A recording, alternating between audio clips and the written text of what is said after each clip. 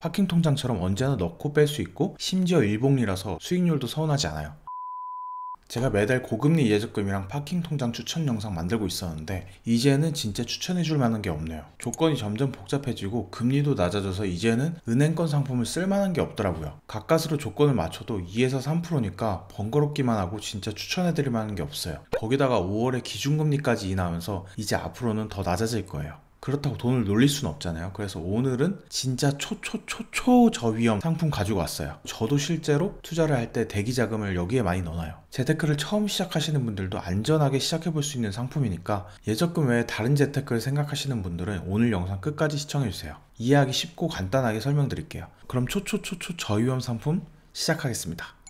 오늘 소개해드리는 건 보통 파킹형 ETF나 금리형 ETF라고 많이 불러요. 최근에 이런 파킹형 ETF에 자금이 몰린다는 기사가 많이 나오고 있는데 국내에 상장된 ETF 시가총액 순위로 보면 상위 10개 중에 4개가 파킹형 ETF예요. 심지어 1위를 차지하고 있습니다. 그만큼 안전하고 많은 사람들이 애용하고 있다는 뜻이에요. 미국 S&P 500이나 나스닥 이런 거는 많이 들어보셨을 텐데 CD금리, 머니마켓 액티브, 코파금리형 이런 용어는 좀 낯서시죠? 이 애들이 오늘 소개해드릴 파킹형 ETF입니다. 용어가 벌써 머리 아프니까 일단 파킹형 ETF의 장단점부터 알아볼게요. 먼저 제일 큰 장점은 은행처럼 가입 조건이나 우대 조건이 없다는 점이에요. 기간 약정이나 금액 제한도 없어서 내가 원하는 만큼 원하는 기간 동안 넣어놓을 수가 있어요. 거기에 수익률도 섭섭치 않게 챙겨주고요. 두 번째는 하루만 넣어놔도 수익률이 붙는 일복리형 상품이라는 거예요. 세 번째 장점은 ISA 통장과 함께 쓰면 15.4%인 세금도 면제받을 수 있어요. 예적금 이자 받을 때 15.4% 소득세 내는 건 알고 계시죠? 이 금리형 ETF도 15.4% 세금을 내는데 ISA 통장에서 매수하시면 그 세금도 면제받을 수 있어요.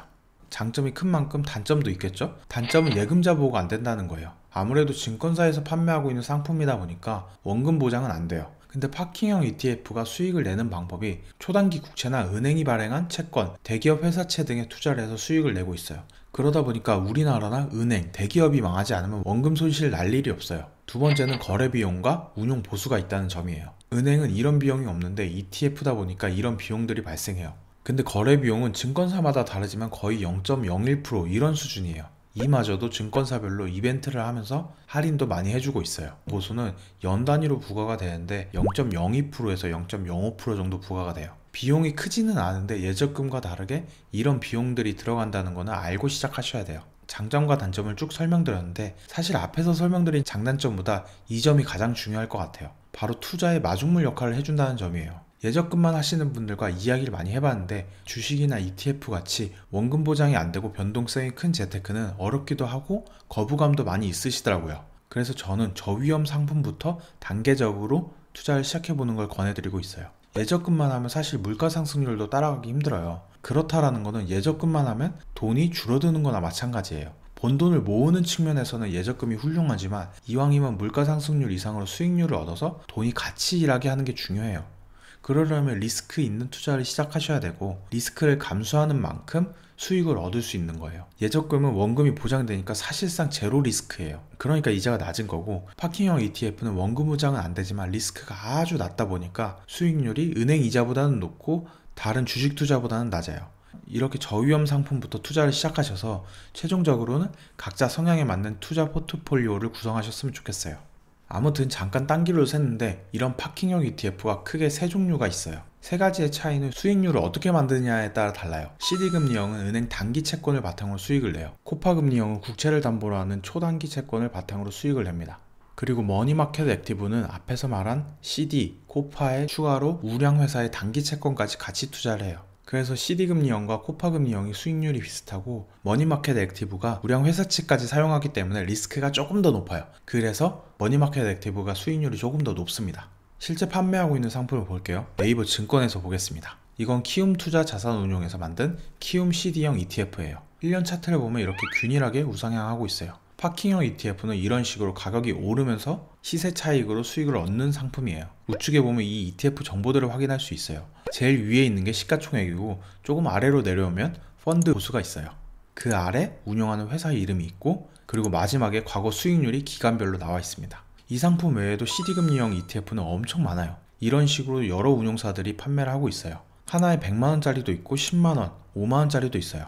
이건 소수점 거래가 안 되고 한 개 단위로 구매가 가능하기 때문에 지금 운영하려는 자산 크기에 맞게 사시면 됩니다. 다음은 코파금리형 상품을 볼게요. 이건 시총이 3조 가까이 되네요. 연보수가 0.03%고 미래에셋 자산운용사에서 운영하고 있는 ETF입니다. 이것도 1년 차트가 아까랑 똑같죠? 지난 1년 수익률이 CD금리보다는 조금 더 높은 3.23%였어요. 코파도 자산운용사별로 존재하는데 가격은 비슷해요. 마지막으로 금리가 가장 높은 머니마켓 액티브를 볼게요.